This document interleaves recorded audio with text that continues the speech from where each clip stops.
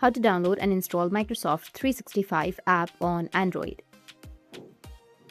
So if you want to download and install Microsoft 365 app on your Android, then what you need to do is first you need to make sure that you have a stable internet connection. After that, you need to open up your Play Store or your App Store.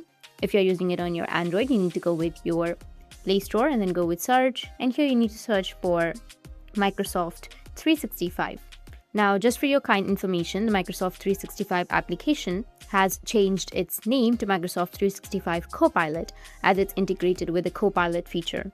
So tap on the application, and then if you want to download this, you need to just simply go with download or install. You will have an install option. In my case, I've already installed it. So I have the open option right here. So just simply go and install it, and it might take a few seconds to a few minutes depending on your network connection to download or install. And after that, it will be installed.